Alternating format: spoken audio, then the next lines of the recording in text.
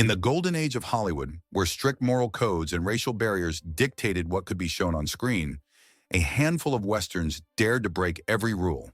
These films pushed boundaries, challenged societal norms, and often paid the price with bans, boycotts, and censorship. One of such films was A Man Called Horse, released in the 1970s, and it took a different but equally contentious path by delving into the portrayal of Native American culture. It told the story of a white aristocrat captured by a tribal group, undergoing brutal rituals to earn his place among them. The film was criticized for its inaccurate depiction of indigenous traditions and its reliance on a white savior narrative, a trope that would later face even harsher scrutiny. Native activists organized protests and boycotts, accusing the filmmakers of exploiting their culture for spectacle. The studio attempted damage control by offering free screenings to indigenous communities, but the outrage only grew. Yet, like many controversial films, the notoriety translated into box office success, spawning sequels that doubled down on the same problematic themes. The lead actor defended the project, claiming it revealed truths about pre-colonial life. But the debate over who gets to tell these stories and how remains unresolved to this day. The 1970s also saw the rise of exploitation westerns, films that leaned heavily into violence and shock value. An example? Five Savage Men. The movie began with a stagecoach ambush and spiraled into a grim tale of assault and revenge. The graphic brutality, particularly toward its female lead, made it one of the most disturbing entries in the genre. Unlike later revenge films that tempered their violence with style or moral ambiguity, this one offered no such relief. The protagonist's partnership with an Apache warrior added a layer of complexity, but the film's unrelenting cruelty left audiences and critics divided. The actor playing the villain seemed to relish his role a little too much, while the lead actress reportedly regretted her involvement. Decades later, the film is rarely discussed, a testament to how far it crossed the line even by the standards of its time. 3. Racial and sexual tensions took center stage in another Western from the 1940s with Duel in the Sun, a melodrama that blended traditional tropes with themes of assault and racism. The film's lead actor, typically cast as a noble hero, played a degenerate character whose actions were deeply unsettling even by modern standards. The plot followed a mixed-race orphan mistreated by her adoptive family, culminating in a violent, tragic ending. The film's explicit content ran afoul of the era's censorship laws, forcing cuts to secure a release. Yet its sheer audacity ensured its place in Hollywood history, a reminder of how far filmmakers were willing to go, and how much they could get away with when testing the limits of acceptability. The Outlaw, released in the 1940s, became infamous not for its plot, but for its stars' revealing costumes. The movie, centered around historical figures like Pat Garrett and Billy the Kid, was overshadowed by the scandalous portrayal of its leading lady, whose cleavage became the talk of the nation. The Motion Picture Production Code, which enforced strict decency standards, refused to certify the film, and religious groups rallied against it. Yet despite the backlash, or perhaps because of it, audiences flocked to theaters, proving that controversy could be a powerful draw. The film's producer, known for his eccentric genius, even designed a custom undergarment to accentuate the star's figure, though she later dismissed it as absurd and uncomfortable. This clash between moral guardians and public appetite for titillation set the stage for decades of battles over what was acceptable in cinema. 5. Brownface and cultural appropriation marred another Western from the 1960s. Navajo Joe, where a white actor played a Native American seeking revenge for his slaughtered village. The production was plagued by misunderstandings from the start, with the star believing he was working with a legendary director, and the crew realizing too late what they'd signed up for.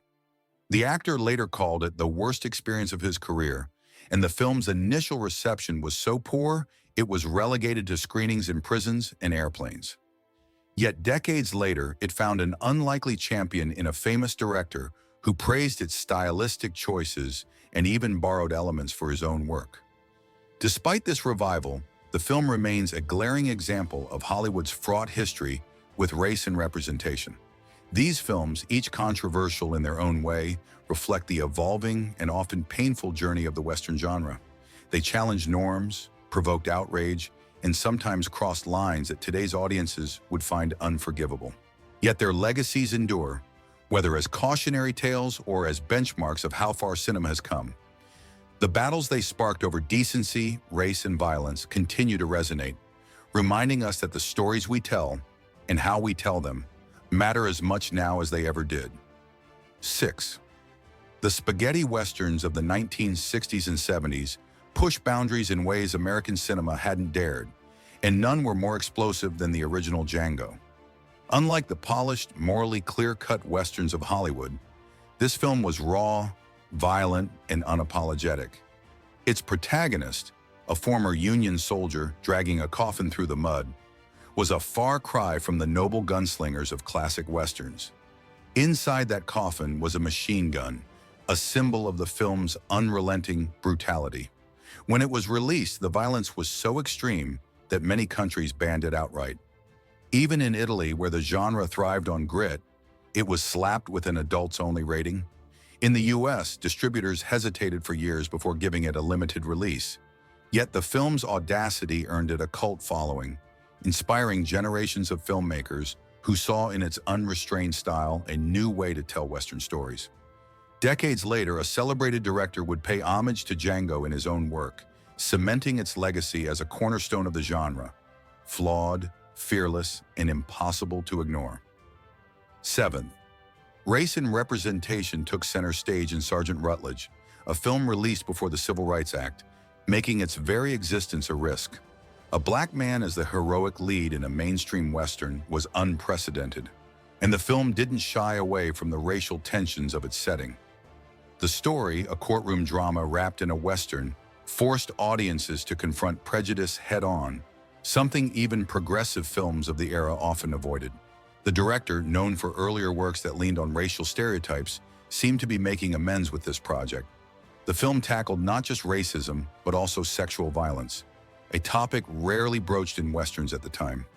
What made it remarkable was its refusal to soften the harsh realities of its story, delivering a narrative that was as uncomfortable as it was necessary. While it didn't erase the director's problematic past, it stood as a late-career effort to grapple with the consequences of Hollywood's long history of misrepresentation. 8. No discussion of controversial Westerns would be complete without The Wild Bunch, a film that redefined on-screen violence. Released at the tail end of the 1960s, it depicted the West not as a mythic land of heroes, but as a brutal, chaotic place where death was messy and meaningless. The shootouts were graphic, with slow-motion bloodshed that felt disturbingly real. The MPAA initially gave it the strictest rating possible, and even the actors were unsettled by what they were filming. Yet the director fought to preserve his vision, arguing that violence shouldn't be sanitized. His goal was to show it as it really was, ugly, visceral, and deeply human. The film's impact was immediate, influencing a generation of filmmakers who sought to strip away the romanticism of the genre. It wasn't just a movie, it was a statement, one that forced audiences to reckon with the true cost of the frontier's lawlessness. 9. In the 2000s, Brokeback Mountain proved that the Western could still provoke. Not with gunfights, but with its quiet, heartbreaking story of two cowboys in love. The project was considered radioactive in Hollywood. A-list actors passed on it, and executives dismissed it as the gay cowboy movie. But the director saw its potential, crafting a film that was tender, tragic, and utterly human. When it was released, it earned critical acclaim and Oscar nominations. But its loss for Best Picture sparked accusations that the Academy was too conservative to honor it. The film's legacy, however, outlasted the awards season drama. It became a cultural touchstone, challenging the hyper-masculine ideals of the Western genre and proving that these stories could be as much about love as they were about survival. 10. The most surreal chapter in modern Western history is still unfolding with Rust, a film forever tied to tragedy. What began as a standard indie production became infamous when a prop gun accident killed the cinematographer and injured the director. The incident sparked lawsuits, industry-wide safety reforms, and a painful debate about accountability on film sets. Against all odds, the film was completed and released, but its premiere was overshadowed by the lingering questions about how such a disaster could happen. It's a stark reminder that the risks of filmmaking aren't always artistic. Sometimes they're tragically real. From censorship battles to on-set tragedies, these films reveal the Western genre's capacity to provoke, challenge, and sometimes horrify. They've been banned, boycotted, and debated, but they've also shaped cinema in ways few other genres can claim. Whether through violence, rage, love, or recklessness, they force us to confront uncomfortable truths, not just about the West, but about ourselves. The stories we tell about the frontier are never just about the past. They're mirrors held up to the present, reflecting the battles we're still fighting.